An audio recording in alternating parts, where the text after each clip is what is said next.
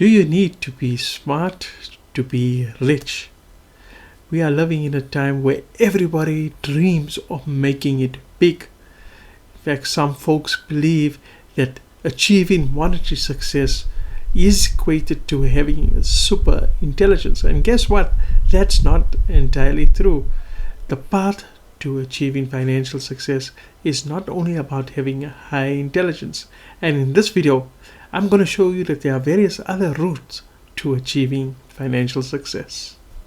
Let's start off by talking about going against all odds. I'm going to use an example of Oprah Winfrey. Now, she became successful without having any formal qualification or degree. Yes, she did register in the Tennessee State University, but after that she dropped out. She went on and pursued a career in the media, and she became a highly successful and influential television host, an actress, producer, and a philanthropist. It was her determination, her hard work, and her talent that actually was key to her becoming a success. And the main point here I want to make is that she did not give up. Let me ask you a question. What happens when things changes in your life for the worse? What do? Do you push forward or do you stay back? Things are constantly changing in our lives, and we like it when it changes for the good, right? But what happens when things change in our life that test us and they make us feel uncomfortable?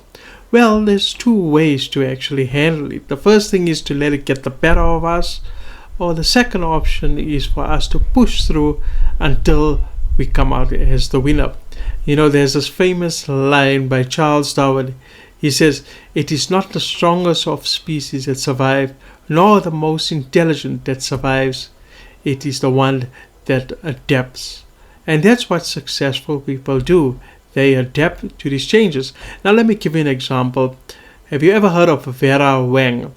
Now she is a very famous skater. She pursued a career in figure skating, and she was very competitive at figure skating. She went ahead and challenged herself to the United States Championship, Pro Skating Championship. And then she also aimed for a spot on the Olympic team. Unfortunately, she never made the team. But at that point in time, what she done is she shifted her focus. And then she went into the fashion industry, and she joined a company called Vogue as an editor. I think she was there for about 17 or 18 years, where she became senior editor, fashion editor at Vogue magazine. Now, with all that knowledge and that she gained, she actually had a passion for bridal gown accessories, and that's when she started her own brand, and it picked up with her selling bridal wear and wedding dresses.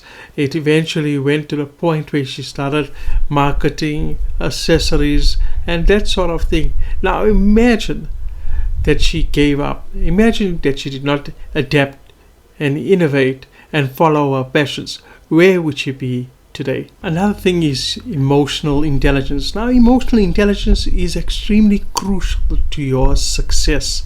And let me tell you, how many times, or let me ask you for that matter, how many times do you let your emotions get the better of you?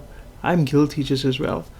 You know what, there was a time where my wife and I, we decided to start our own business, and we jumped into purchasing a franchise. Now, this franchise is all about teaching children on how to use the Japanese abacus.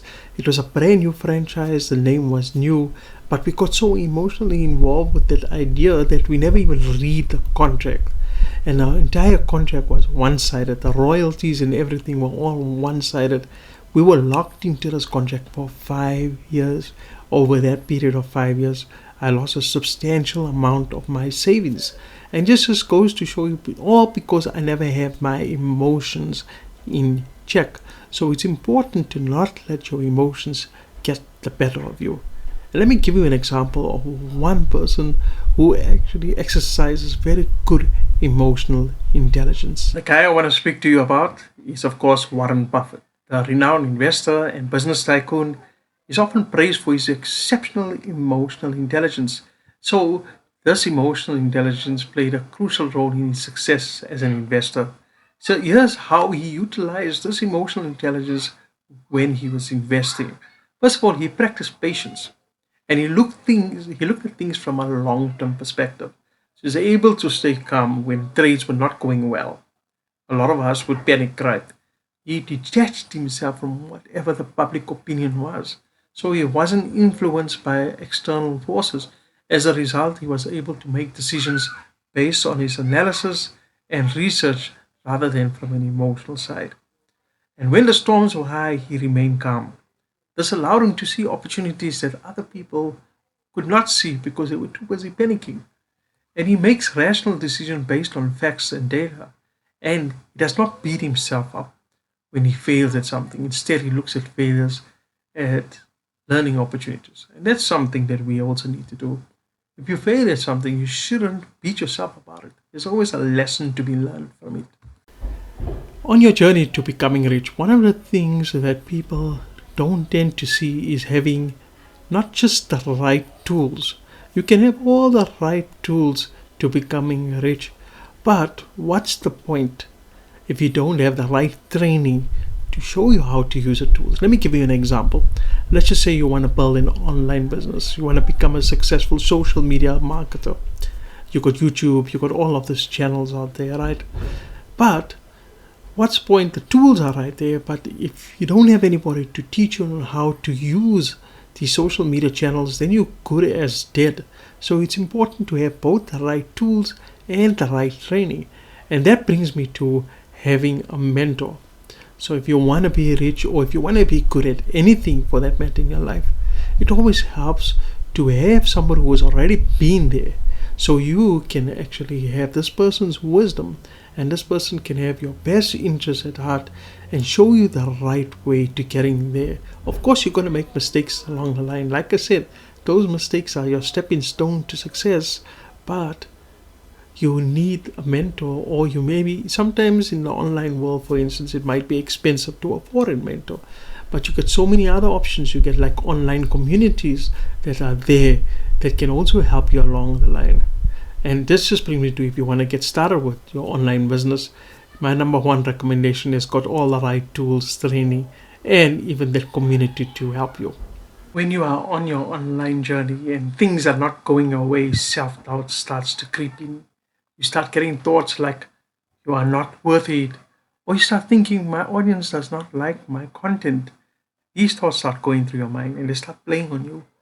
And that's just when you need to remind yourself that you are putting everything that you have into it. It's just a matter of time. Now there's this thing called imposter syndrome, where an online entrepreneur starts to doubt his skills and his accomplishments. So apart from self-doubt, one can feel the fear of failure, ignore positive feedback, overwork, and try to get things perfect, become the inner critic, and they start comparing themselves to others. This is where you can overcome this by acknowledging your achievements and rewarding yourself for getting there. Whatever win you make, even if it's a small win, pat yourself on the back for it. Understand that your failure is a stepping stone to your success. Like I said, reach out to mentors, community forums, and challenge these negative thoughts. Okay, so at the end of the day, it's not really much dependent on how smart you are to become rich. Your success actually depends on how badly you want it and how much you are willing to do to get it. Think of it as a combo deal: intelligence, determination, and ambition. This is the recipe for a fulfilling and a financially rewarding life. So remember to embrace the changes, to adapt when necessary, to learn new skills along the way, to be emotionally savvy, and to surround yourself with others who are already rich, or others who have what you want to, and learn from them. Thanks so much for checking out this video. I hope that it has helped you out. You picked up a nugget here and there. Don't forget, if you want to get started with your very own online business, my number one recommendation has the training, the tools, the community support to help you get started. If you want to get started, I'm also there to help you every step of the way. So check it out just by clicking on a link in the video description. Right now, I'd like to wish you everything of the best in your online success. and I believe in you, and I know you can get to the top. Goodbye and take care.